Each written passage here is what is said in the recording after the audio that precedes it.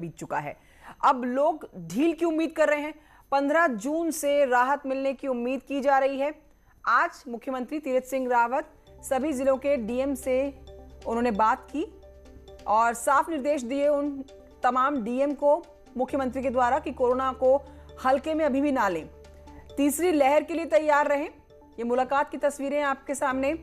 उत्तराखंड आने वालों के लिए अब भी आरटीपीसीआर रिपोर्ट जरूरी है लाना। नेगेटिव रिपोर्ट होना जरूरी है आरटीपीसीआर की। चारधाम यात्रा खोलने का फिलहाल कोई प्लान नहीं है, ये बात भी साफ कर दी गई है।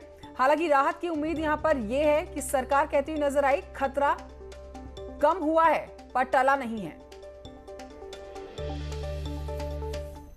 बढ़ते हैं आगे। अब आपको बताते हैं कि बीजेपी के राष्ट्रीय मुख्य प्रवक्ता अनिल बलूनी उत्तराखंड के दौरे पर जा रहे हैं। राज्यसभा के सांसद अनिल बलूनी अगले 3 दिन उत्तराखंड में रहने वाले हैं। बीजेपी कार्यकर्ताओं से मुलाकात करने वाले हैं। बलूनी का दौरा हल्द्वानी से शुरू होगा।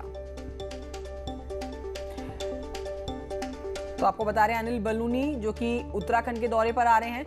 अब से थोड़े ही दिन पहले तक आप देख रहे थे कि दिल्ली से बैठ के वो किस तरह से पूरी तरह से अपनी हर सक्षम मदद उत्तराखंड वासियों तक पहुंचा रहे थे।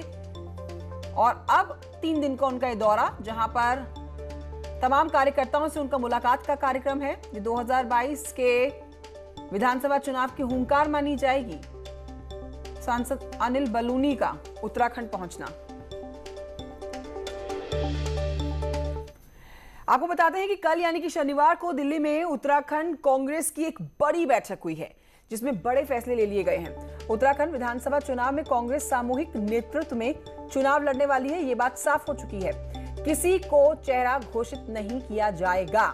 हालांकि लंबे समय से कांग्रेस पार्टी ये बात कहती रही है, लेकिन शनिवार की बैठक में इस पर मोहर लग चुकी है। पूर्व मुख्यमंत्री हरीश रावत, प्रभारी देवेंद्र यादव, प्रदेश अध्यक्ष प्रीतम सिंह और इंदिरा हृदय की मौजूदगी में ये बैठक हुई। ये बड़ा फैसला लिया गया।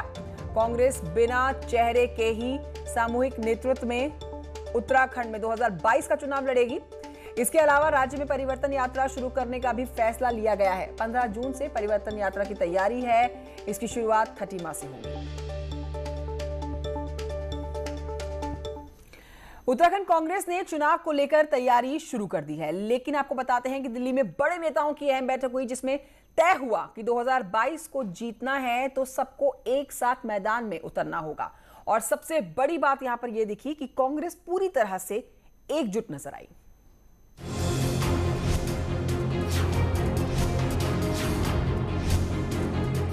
उत्तराखंड में हरीश रावत के नाम के बिना कांग्रेस का काम पूरा नहीं होता और प्रदेश अध्यक्ष प्रीतम सिंह और नेता विपक्ष इंदिरा हृदय को नजरअंदाज नहीं किया जा सकता। यही वजह है कि इन 3 बड़े नेताओं के साथ प्रदेश प्रभारी देवेंद्र यादव एक हफ्ते में 2 बड़ी बैठक कर चुके हैं। दोनों बैठकों में चर्चा चुनाव पर हुई, क्योंकि टिकट फाइनल करने से लेकर चुनावी रणनीति बनाने में तीनों नेताओं का रोल अहम होगा। और अगर तीनों नेताओं ने मिलकर काम किया तो चुनाव की राह आसान होगी, वो भी तब जब 6 महीने का वक्त बचा है। चुनाव नजदीक है, कल है, अब है ही नहीं कहीं, क्योंकि सब इलेक्शन की तैयारी में है। मुझे स्वयं लड़ना है, मैं अपने प्रीतम सिंह को भी लड़ना है, तो सब अपना अपना चुनाव देख रहे हैं। उसको बात ये होगी किस तरह एकजुट होकर हम ऐसा माहौल बनाएं कि जिससे कांग्रेस सत्ता में आ जाए।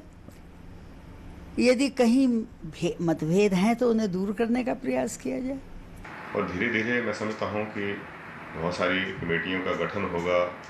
जो भी रणनीति पार्टी की बनानी है उन मीटिंगों में ही तय की जाएगी। तो मैं समझता हूँ कि इसीलिए ये मीटिंगें जो है वो महत्वपूर्ण है। उत्तराखंड में चुनाव से पहले हर नेता का रोल तय होना है और पार्टी जीतेगी तो मुख्यमंत्री भी तय हो जाएगा।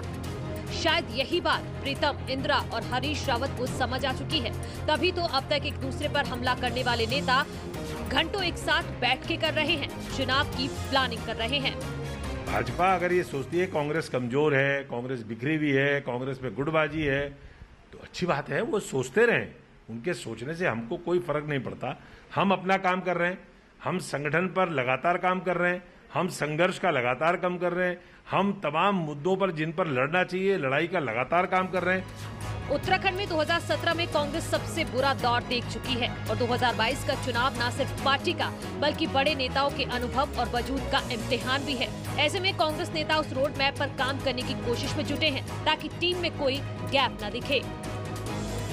दिल्ली से प्रीति श्रीवास्तव के साथ देहरादून से दीपांकर भट्ट की रिपोर्ट।